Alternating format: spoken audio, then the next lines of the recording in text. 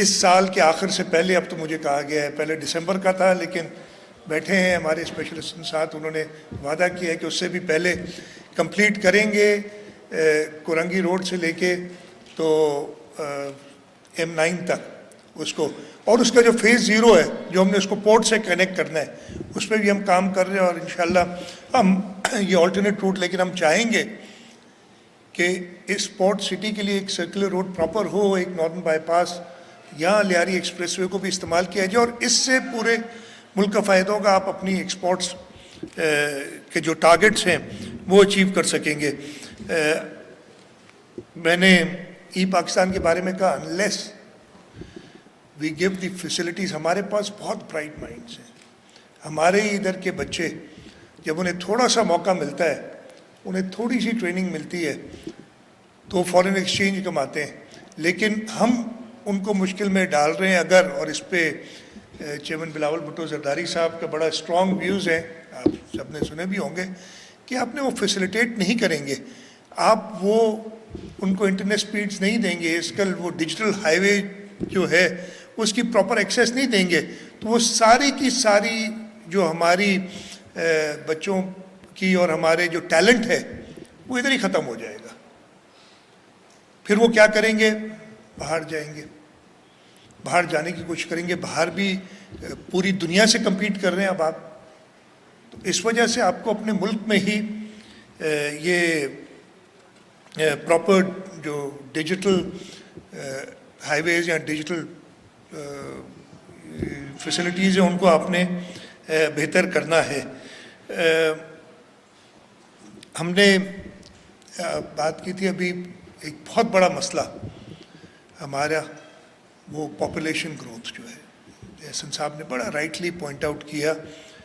कुछ दिनों पहले किसी साहब ने मुझे आके प्रेजेंटेशन दी थी और मुझे पता है प्रॉब्लम तो है, लेकिन उसकी जो नंबर्स व करेक्ट जो उन्होंने बताए थे, अगर पाकिस्तान इस वक्त 240 मिलियन से भी ऊपर होगा, 250 मिलियन के करीब की पॉपुलेशन हो गई है, अगर पाकिस्तान 1971 के बाद उस रेट पे ग्रो करता जो हमारे हमसाए मुल्क ग्रो कर रहे हैं, अगर एवरेज हमसाए मुल्क हिंदुस्तान हो गया, बांग्लादेश भी, उन्होंने भी पॉपुलेशन कंट्रोल किया, चाइना तो खैर उसकी पॉपुलेशन नेगेटिव ग्रोथ है, या इवन ईरान, आप अफ़गानिस्तान और इन सब मुल्कों को इकट्ठा करें, अगर उसका एवरेज निकालें उस पर ग्रो करता तो पाकिस्तान की पॉपुलेशन 130 मिलियन होती है आज।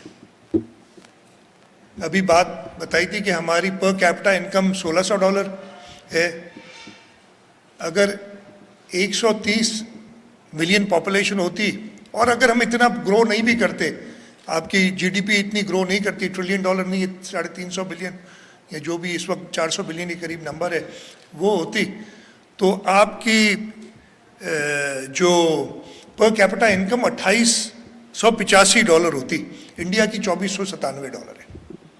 सो द प्रॉब्लम इज, एक तरफ तो ग्रोथ नहीं आपकी, दूसरी तरफ जहाँ ग्रोथ नहीं होनी चाहिए बहुत ज़्यादा ग्रोथ है। अगर हम एवरेज पे नहीं, जो हमारे हमसाए मुल्क हैं उसमें जो सबसे ज़्यादा ग्रो कर रहा है, मुझे मुल्क याद नहीं इस वक्त, नंबर्स बताए थे जो मुझे, अगर ये दुरुस्त है नंबर्स, तो हमारी आज पॉपुलेशन 170 मिलियन होती। ये प्रॉब्लम एक बहुत मेजर है जिस पे हमको एड्रेस करना है, हम कर रहे हैं लेकिन हम इफेक्टिव नहीं हैं, और ये हर दौर में हमने किया है। और मेरा ख्याल है कि हमने कहीं मेजर प्रॉब्लम किया है 70s में। मेरी उम्र इतनी है, एहसन साहब मेरी एज के हैं, बाकी इधर छोटे लोग हैं, उनको याद होगा कि उस वक्त टेलीविज़न एक ही चैनल होता, PTV, या रेडियो होता था, लेकिन उस पर पॉपुलेशन प्लानिंग के लिए इश्तिहार बाकायदा चलते थे, और कुछ तक, बट फिर वो 80s में आके हम भूल भाल गए, और ये वजह है कि हमारी जो इशू है। दूसरा, बिल्कुल मैं एग्री करता हूँ एहसन साहब से कि हम इंसेंटिवाइज करते हैं, चाहे वो NFC की रिसोर्सेज हो, डिस्ट्रीब्यूट करनी हो, या आपने पार्लियामेंट्स के अंदर रिप्रेजेंटेशन देनी हो और उसको मैं एग्री करता हूँ, हमने सोचना होगा कि किस तरीके से हम उसको करें। मैं नंबर्स देख रहा था, अगेन ये नंबर्स मुझे अभी मिले हैं थोड़ी देर पहले, मैं देखता हूँ। तो अभी जिक्र किया 2017 से 23 तक हम 2.4 की जगह पे 2.55% पर एनम पे ग्रो करने लगे। हमारे कुछ शहर हैं, मैं नाम नहीं लूँगा इसलिए कि वो फिर मुनासिब नहीं है मैं इस वक्त नाम लूँ, मैं एहसन साहब को बाद में बता दूंगा ताकि उधर फोकस करें। एक शहर है वो 8.15% से ग्रो किया उसने, सिंध में नहीं है शहर, 17 से 23, 8.15, 6.56, 6.61, 6.63% ग्रोथ, एवरेज एनुअल ग्रोथ। इसकी रीजन क्या ये वाकई एक्चुअल ग्रोथ है? यहाँ फिर जैसे कहा कि हमें शेयर ज़्यादा चाहिए और सीटें ज़्यादा चाहिए पार्लियामेंट में, उस वजह से तो हम सब ने मिलके इसके बारे में सोचना है। और जैसे कहा हिंदुस्तान ने इसको किसी तरीके से, हिंदुस्तान की अगर मुझे याद पड़ता है तो शायद इस वक्त जो हमारा 82% NFC का शेयर पॉपुलेशन के तहत जाता है, हिंदुस्तान का 15% जाता है, 15%। बाकी उनके और क्राइटेरिया हैं और बड़े प्रोग्रेसिव क्राइटेरिया। फॉर एग्जांपल एक क्राइटेरिया उनका है कि आप फॉरेस्टेशन कितनी करते हैं, आप मुल्क को ग्रीन कितना करते हैं और प्रोग्रेसिवली। ये ऐसी चीज़ें जो हम उस तरफ इंसेंटिवाइज करें लोगों को, आए हैं तुम्हें ज़्यादा रिसोर्स मिलेंगे अगर आप दरख्त ज़्यादा उगाओगे। ये बड़ी, आप इन्वायरमेंट को भी एड्रेस कर रहे हैं और आप अपने पॉपुलेशन ग्रोथ को भी एड्रेस कर रहे हैं। तो ये कुछ चीज़ें थी मैं चाह रहा था। हाँ, सिंध का potential to contribute towards these 5 E's, हमारी जियोग्राफिक लोकेशन की वजह से, हमारे पास जो रिसोर्सेज है उनकी वजह से सिंध बेस्ट प्लेस्ड है। हमारे पोर्ट्स हैं, हम इस वक्त काम कर रहे हैं धाबी जी स्पेशल इकोनॉमिक जोन पे। मेरा नहीं ख्याल है कि इससे बेहतर कोई भी जगह पाकिस्तान में है इस वक्त इंडस्ट्री के लिए और एक्सपोर्ट्स को ग्रो करने के लिए। मैं यही रिक्वेस्ट करूंगा, हमें सपोर्ट मिलती रही है लेकिन हमें और सपोर्ट चाहिए।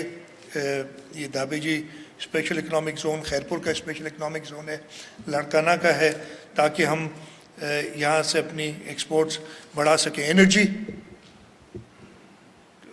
की में हमारे पास सूबा सिंध में थर का कोयला मौजूद है।